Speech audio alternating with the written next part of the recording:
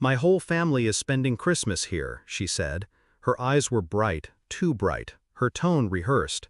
"It's only 45 people." I smiled. "Perfect. I'm going on vacation. You pay the bills, I'm not the ATM." Her face drained of color, a flash of panic she couldn't hide.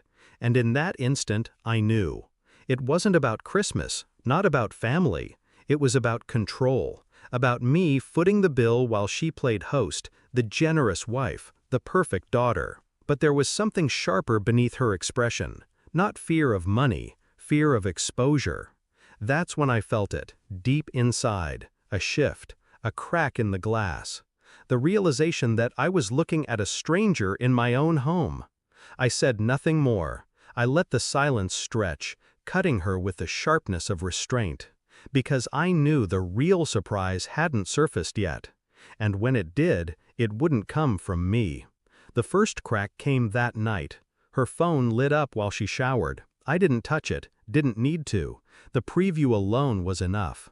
"Can't wait to see you. Same plan?" No name, just a number she hadn't saved. I locked my jaw. The air thickened. My chest felt hollow, but my mind sharpened instantly. I wanted to believe it was nothing, a mistake, a friend. But lies have a rhythm. I had lived long enough with her to recognize the beat. The way she avoided my eyes when she dried her hair. The way she over-explained small things at dinner.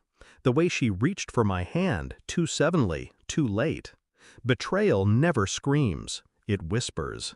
And now it whispered through every movement she made. I didn't accuse her, not yet. Confrontation is a release. I wasn't ready to release anything. Instead, I studied her, like a scientist with a specimen. I checked the number, a prepaid phone, disposable, predictable. I cloned her messages through the backup account she forgot still existed. The words unfolded over weeks, plans, excuses, the intimacy of someone who had practiced lying until it became second nature.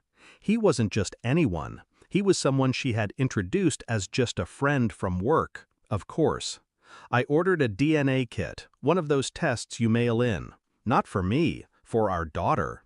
Quietly, strategically, because doubt eats away at you until you feed it proof. At home, I played my role, the quiet husband, the steady presence. I kissed my daughter goodnight, her small hand gripping mine. My chest ached. Every lie my wife told me became a dagger aimed at her. She just didn't know it yet. The results arrived 2 weeks later. My hands didn't shake when I opened them. I already knew what I'd see. Probability of paternity, 0.00%. The words were clean, precise, colder than any bullet.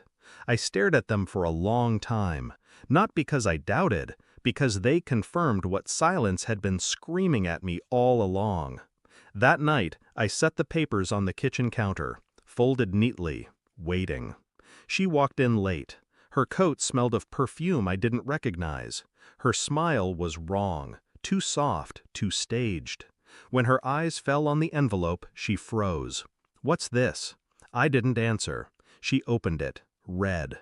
Her face collapsed in slow motion, shock, fear, then desperate denial. "I can explain!" I cut her off with silence, a silence sharper than any word. And in that silence, she broke. The next morning, her family arrived for Christmas, all 45 of them. They laughed, hugged, poured wine. She pretended nothing had happened, but her eyes darted toward me, pleading silently. I waited until the table was full, until every seat was taken. Then I stood, calm, steady.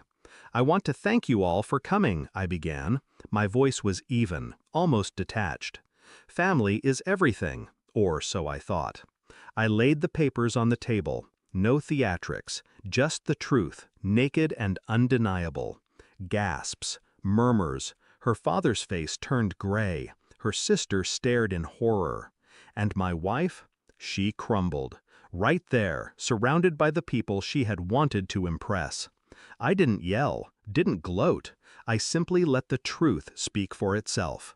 Because nothing destroys a liar more completely than their own exposure.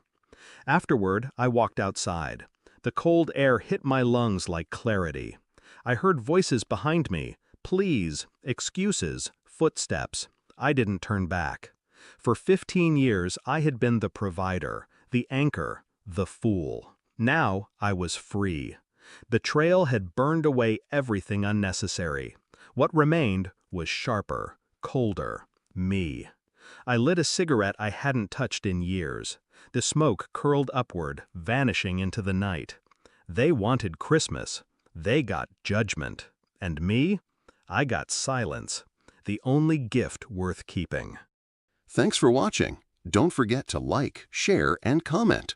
Subscribe now to Cheating Stories Insight World for more amazing stories.